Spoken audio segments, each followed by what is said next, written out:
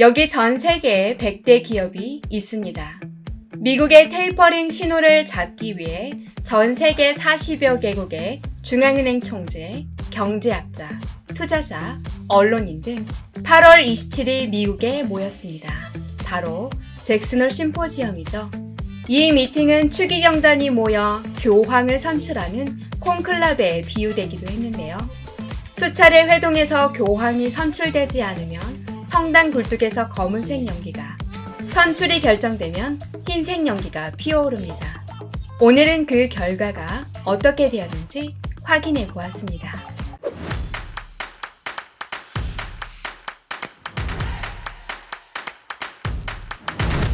안녕하세요. 미국 주식 타마다입니다. 미국 주식시장이 사상 50번째 고점을 경신하였습니다. 미 연준은 작년 코로나 발병 이후 20년 4월부터 매달 120빌리언 달러, 한화 120조 원을 시장에 풀어왔습니다. 지난 8월이 17개월째가 되는 달이었습니다. 국채로 80빌리언 달러, 주택저당 증권으로 40빌리언 달러를 구매해준 것입니다. 이런 부양책을 지속해야 하는지 중단하는 것이 좋은지 패드는 여러 가지 시장 상황을 세밀하게 관찰한다고 하였습니다. 시장에 유통되는 달러가 많아지다 보니 당연히 달러 가치는 떨어지게 되어 있습니다. 달러 인덱스 차트인데요. 작년 4월 이후로 달러 인덱스가 급격하게 하락한 것을 알 수 있습니다. 미국 달러 인덱스가 중요한 이유는 바로 세계 기축통화이기 때문이죠. 달러 인덱스는 세계 주요 6개국 통화 비중과 비교한 수치입니다. 1973년을 기준점인 100으로 정해둔 것인데요. 9월 현재 92까지 가치가 하락한 것을 알 수 있습니다. 6개국은 바로 유로화, 일본 엔화, 영국 파운드, 캐나다 달러, 스웨덴 크로나, 스위스 프랑으로 구성되어 있습니다. 하지만 달러를 많이 풀어 좋은 주가 흐름의 결과를 가져왔죠. S&P 500이 전년 경기 부양으로 달러를 푼 이후에 무려 94%가 상승했습니다. 미국 주식시장은 사상 50번째 고점을 경신한 결과를 만들어내고 있죠. 매달 20빌리언 달러씩 채권 매입 규모를 줄이면 6개월 후에 테이퍼링이 종료가 될 수 있습니다. 더 이상 시장에 돈이 추가로 유입되지 않게 되는 거죠. 그럼 언제 이 테이퍼링이 진행이 될까요? 잭슨홀 심포지엄에서 제롬 파월 연준 의장은 경제가 예상대로 광범위하게 진전이 된다면 올해 자산 매입 속도를 줄이는 것이 적절할 수 있다는 견해를 보였습니다. 바로 물가와 고용 부분이 충족되었는지를 검토하여 테이퍼링을 할 수 있다고 해석할 수 있을 것 같습니다. 우선 물가 부분을 보겠습니다. 제롬 파월은 상당한 추가 진전은 인플레이션에서는 충족됐다라고 표현했습니다. 5월에 연간 인플레이션이 5%로 올랐습니다. 그런데 인플레이션의 상당 부분이 중고차 시장에서만 유독 높게 나타난 것입니다. 제롬 파월은 최근 물가 중고차의 가격이 하락했기 때문에 많은 분석가들이 예측하는 것처럼 곧 인플레이션을 낮추게 될 것이라고 말했습니다. 이곳에 헤드라인 CPI와 코어 CPI가 있는데요.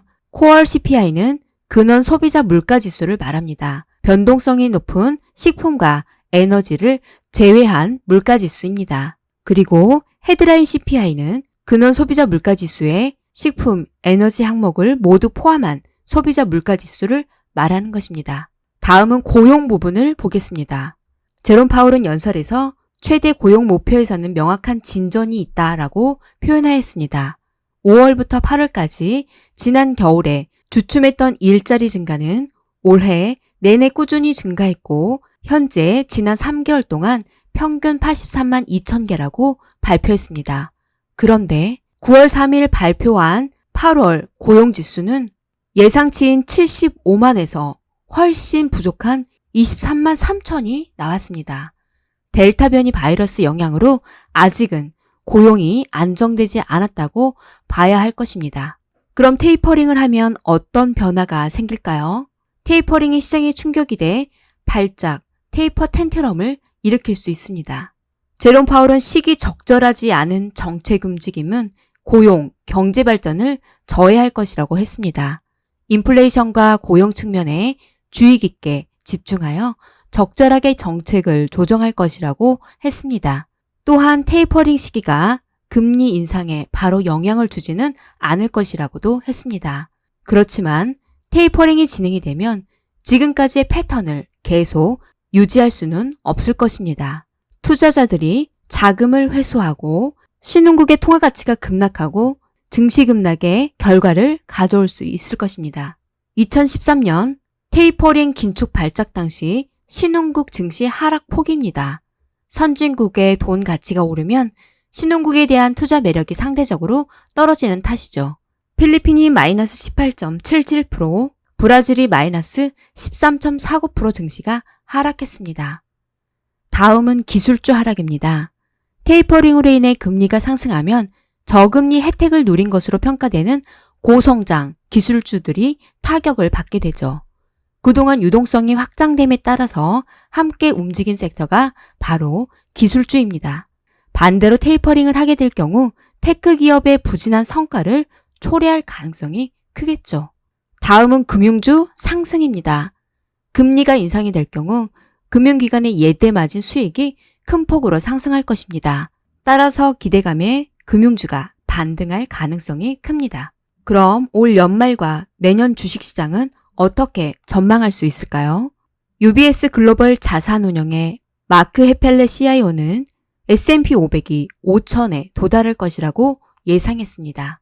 헤펠레는 연준의 금리 인상 전에 시장은 더 뜨거워질 것이라고 했습니다. 2021년 S&P 500 수익이 45% 성장할 것으로 예상하고 2022년에 대한 컨센서스 예측이 거의 10% 상향 수정될 것이라고 말했습니다.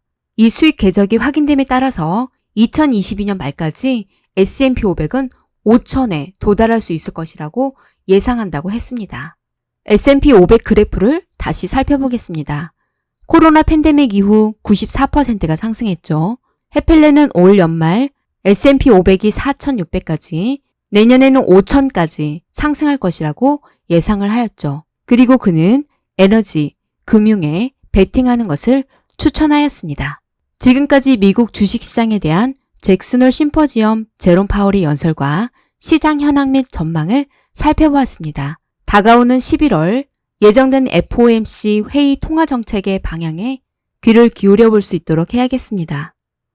영상 시청해 주셔서 감사합니다. 다음 영상에서 유익한 영상으로 찾아뵐게요.